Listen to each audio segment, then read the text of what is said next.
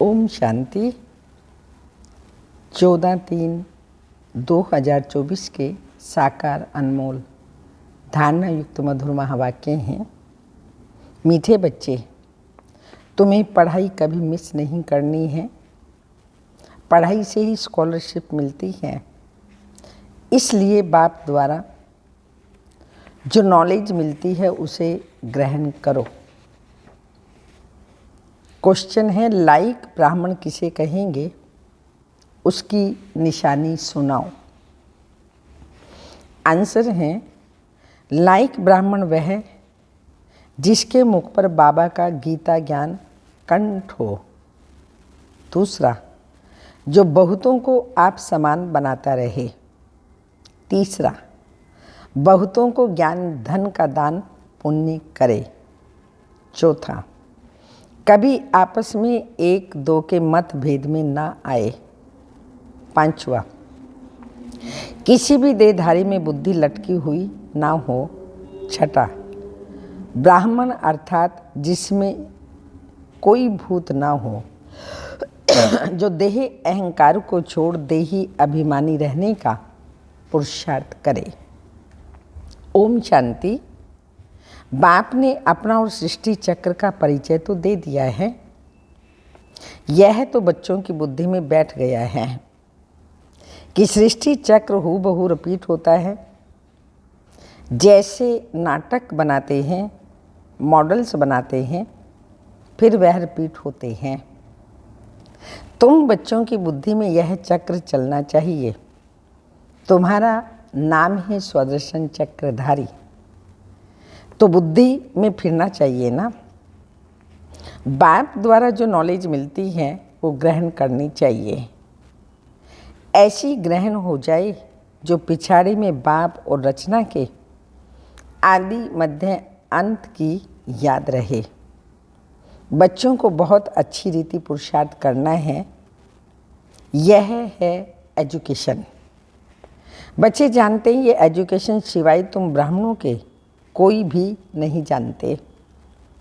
वर्णों का फर्क तो है ना। मनुष्य समझते हैं हम सब मिलकर एक हो जाएं। अब इतनी सारी दुनिया एक तो हो नहीं सकती। यहाँ सारे विश्व में एक राज्य, एक धर्म, एक भाषा चाहिए। वो तो सतयुग में था, विश्व की भाषा ही थी, जिसके मालिक यह लक्ष्मी नारायण थे। तुमको यह बताना है कि विश्व में शांति का राज्य यह है। सिर्फ भारत की ही बात है, जब इन्हों का राज्य होता है तो सारे विश्व में शांति हो जाती है। यह सिवाय तुम्हारे और कोई जानते नहीं। सब हैं भक्त। फर्क तो तुम देखते हो, भक्ति अलग है, ज्ञान अलग है। ऐसे नहीं भक्ति ना करने से कोई भूत प्रेत खा जाएंगे, नहीं। तुम तो बाप के बने हो। तुम्हारे में जो भूत हैं वह सब निकल जाने हैं। पहले नंबर में भूत है देही अहंकार। इनको निकालने के लिए ही बाप देही अभिमानी बनाते रहते हैं। बाप को याद करने से कोई भी भूत सामने आएगा नहीं। 21 जन्मों के लिए कोई भूत आता नहीं। संगम युग पर शिव बाबा ऐसे इन सब भूतों को निकाल देते हैं जो आधा कल्प 2500 वर्ष कोई भी भूत आएगा ही नहीं। तो बाबा ने कहा कोई भूत आएगा नहीं 21 जन्मों के लिए। ये 5 भूत हैं। रावण संप्रदाय, रावण राज्य कहते हैं। राम राज्य अलग है, रावण राज्य अलग है। रावण राज्य में भ्रष्टाचारी, राम राज्य में शिष्टाचारी होते हैं। इसका फर्क भी तुम्हारे सिवाय कोई को पता नहीं है। तुम्हारे में भी जो समझो होशियार हैं वो अच्छी रीति समझ सकते हैं, क्योंकि माया बिल्ली भी कम नहीं है। कभी कभी पढ़ाई छोड़ देते, सेंटर पर नहीं जाते, दैवी गुण धारण नहीं करते। आंखें भी धोखा देती हैं, कोई चीज़ अच्छी देखी तो खा लेते हैं। तो अब बाप समझाते हैं कि तुम बच्चों की यह लक्ष्मी नारायण एम ऑब्जेक्ट है। तुमको ऐसा बनना है, दैवी गुण धारण करने हैं, यथा राजा रानी तथा प्रजा। सब में दैवी गुण होते हैं, वहाँ आसुरी गुण होते नहीं, असुर होते नहीं। तुम ब्रह्मा कुमार कुमारियों के सिवाय और कोई नहीं जो इन बातों को समझे। तुमको शुद्ध अहंकार है, तुम आस्तिक बने हो। क्योंकि मीठे मीठे रूहानी बाप के बने हो, आस्तिक माना उस मीठे मीठे बाबा का बन जाना। यह भी जानते हो कोई भी देहधारी कभी राजयोग का ज्ञान व याद की यात्रा सिखला नहीं सकते। एक ही बाप आकर के सिखलाते हैं, तुम सीख कर के फिर औरों को सिखलाते हो। तुमसे पूछेंगे तुमको यह किसने सिखाया, तुम्हारा गुरु कौन है? क्योंकि टीचर तो आध्यात्मिक बातें नहीं सिखलाते, यह तो गुरु ही सिखलाते हैं। यह बच्चे जानते हमारा गुरु नहीं है, हमारा है गुरुओं का भी गुरु सत्य गुरु। उनको सुप्रीम भी कहा जाता है। ड्रामा अनुसार सतगुरु खुद आकर परिचय देते हैं और जो कुछ सुनाते हैं वह सब सत्य ही समझाते हैं और सच खंड में ही ले जाते हैं। सत्य एक ही है, बाकी कोई देहधारी को याद करना ये झूठ है। यहाँ तो तुम्हें एक बाप को ही याद करना है। जैसे सब आत्माएं ज्योति बिंदु हैं तो बाप भी ज्योति बिंदु हैं। बाकी हर आत्मा के संस्कार कर्म अपने अपने हैं, एक जैसे संस्कार हो नहीं सकते, भिन्न भिन्न सबके संस्कार हैं। अगर एक जैसे संस्कार हों फिर तो फीचर्स भी एक जैसे हों, कभी भी एक जैसे फीचर्स हो नहीं सकते, थोड़ा फर्क जरूर होता है। ये नाटक तो एक ही है, सृष्टि भी एक ही है, अनेक नहीं। ये गपोड़े लगाते हैं कि ऊपर नीचे दुनिया है, ऊपर तारों की दुनिया है। बाबा कहते किसने बताया? तो नाम लेते हैं शास्त्रों का। शास्त्र तो जरूर कोई मनुष्य ने ही लिखे होंगे। तुम जानते हो यह तो बना बनाया खेल है, सेकंड बाय सेकंड जो सारी दुनिया का पार्ट बचता है, यह भी ड्रामा का बना बनाया खेल है। सेकंड बाय सेकंड जो सारी दुनिया का पार्ट बचता है, ये भी ड्रामा बना बनाया है, खेल है। तो तुम बच्चों को बुद्धि में आ गया है ये चक्र कैसे फिरता है। सभी मनुष्य मात्र जो हैं ये कैसे पार्ट बजाते हैं, बाबा ने बताया है। सतयुग में सिर्फ तुम्हारा ही पार्ट होता है, नंबर वार आते हो पार्ट बजाने। बाबा कितनी अच्छी रीति समझाते हैं, तुम बच्चों को फिर औरों को समझाना पड़ता है। बड़े बड़े सेंटर्स खुलते रहेंगे तो बड़े बड़े आदमी वहाँ आएंगे, गरीब भी आएंगे। अक्सर करके गरीबों की बुद्धि में झट बैठता है। बड़े बड़े आदमी भल आते हैं, परंतु काम पड़ गया तो कहेंगे फुर्सत नहीं, प्रतिज्ञा करते हैं हम अच्छी रीति पढ़ेंगे, फिर अगर नहीं पढ़ते तो धक्का लग जाता है। माया और ही अपनी तरफ खींच लेती है। बहुत बच्चे हैं जब पढ़ना बंद कर देते हैं, पढ़ाई में मिस रहे तो ज़रूर फेल हो पड़ेंगे। स्कूल में जो अच्छे अच्छे बच्चे होते हैं वह कभी शादियों पर इधर उधर जाने की छुट्टी नहीं लेते। बुद्धि में रहता है हम अच्छी रीति पढ़कर स्कॉलरशिप लेंगे इसलिए पढ़ते हैं, मिस करने का ख्याल भी नहीं करते।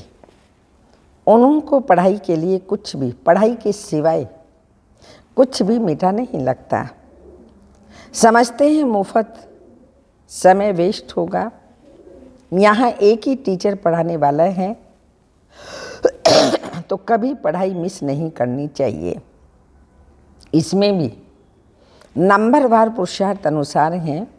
देखते हैं पढ़ने वाले अच्छे हैं तो पढ़ाने वाले को भी दिल लगती है। टीचर का नाम बाला होता है, ग्रेड बढ़ती है, ऊंच पद मिलता है। यहाँ भी बच्चे जो जितना पढ़ते हैं उतना ऊंच पद पाते हैं। एक ही क्लास में कोई पढ़कर ऊंच पद पाते हैं, कोई कम। सबकी कमाई एक जैसी नहीं होती। बुद्धि पर मदार हैं। वो तो मनुष्य को पढ़ाते हैं, तुम जानते हो। बेहद का बाप हमको पढ़ाते हैं तो अच्छी तरह पढ़ना चाहिए। गफलत नहीं करनी चाहिए, पढ़ाई को छोड़ना नहीं चाहिए। निराकार परम पिता परमात्मा शिव जो बेहद का बाप है वो पढ़ा रहे हैं और कल्प में एक ही बार पढ़ाते हैं, तो कभी भी गफलत नहीं करनी चाहिए, पढ़ाई को छोड़ना नहीं चाहिए। एक दो के ट्रेटर भी बन पड़ते हैं, उल्टी सुल्टी बातें सुनाकर, पर मत पर नहीं चलना चाहिए। ऐसी बातें जो सुनाई वो पर मत है, उस पर नहीं चलना चाहिए। श्रीमत के लिए कोई कुछ भी कहे, तुमको तो निश्चय है बाप हमको पढ़ाते हैं, फिर वह पढ़ाई छोड़नी नहीं चाहिए। बच्चे नंबरवार हैं, बाप तो अव्वल नंबर है। इस पढ़ाई को छोड़ और कहाँ जाएंगे, और कहाँ से यह पढ़ाई मिल न सके। शिव बाबा से पढ़ना है, सौदा भी शिव बाबा से ही करना है। कोई उल्टी सुल्टी बातें सुनाकर औरों का मुख मोड़ देते हैं, यह बैंक शिव बाबा की है। समझो कोई बाहर से सत्संग शुरू करते हैं, बाहर में सत्संग शुरू करते हैं, कहते हैं हमें शिव बाबा की बैंक में जमा करना है, कैसे करेंगे? तो बच्चे जो आते हैं शिव बाबा की भंडारी में डालते हैं, 1 पैसा भी देते हैं तो 100 गुना हो करके मिलता है। शिव बाबा कहते हैं तुमको इनके बदले महल मिल जाएंगे। ये सारी पुरानी दुनिया खत्म होने वाली है। भगवान अच्छे अच्छे कुटुंब से, धनवान अच्छे अच्छे कुटुंब से बहुत आते हैं। ऐसे कोई नहीं कहते कि हमारी शिव बाबा के भंडारे से परवरिश नहीं होती है। सब के सब हम शिव बाबा के भंडारे से पल रहे हैं। शिव बाबा के भंडारे से परवरिश नहीं होती ऐसा नहीं कहेंगे। सबको शिव बाबा ही पाल रहा है, उनके द्वारा पालना हो रही है। कोई गरीब हैं, कोई साहूकार हैं, साहूकार से गरीब पलते हैं, इसमें डरने की बात नहीं। बहुत चाहते हैं हम बाबा के बन जाएं, परंतु लायक भी होना, तंदुरुस्त भी चाहिए, ज्ञान भी दे सकें। गवर्नमेंट भी बहुत जांच कर लेती है, यहाँ भी सब कुछ देखा जाता है। सर्विस कर सकते हैं, नंबरवार तो हैं, सब अपना अपना पुरुषार्थ कर रहे हैं। कोई अच्छा पुरुषार्थ करते करते फिर अपसेट हो जाते हैं, कारणे अकारणे आना छोड़ देते हैं। फिर तंदुरुस्ती भी ऐसी हो जाती है। एवर तंदुरुस्त बनाने के लिए यह सब सिखाया जाता है। जिनको शौक है, समझते हैं याद से ही हमारे पाप कटते हैं, वो अच्छी रीति पुरुषार्थ करते हैं। कोई तो लाचार टाइम पास कर रहे हैं, अपनी अपनी जांच करनी है।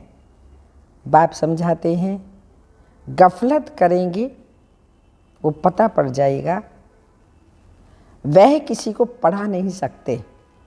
बाबा कहते हैं रोज 7 रोज में तुमको लायक ब्राह्मण ब्राह्मणी बन जाना है।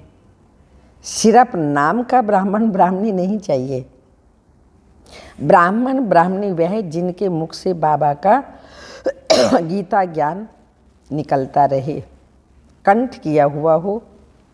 ब्राह्मणों में भी नंबरवार तो होते ही हैं, यहाँ भी ऐसे ही है। पढ़ाई पर अटेंशन नहीं तो क्या जाकर बनेंगे। हर एक को अपना पुरुषार्थ करना है।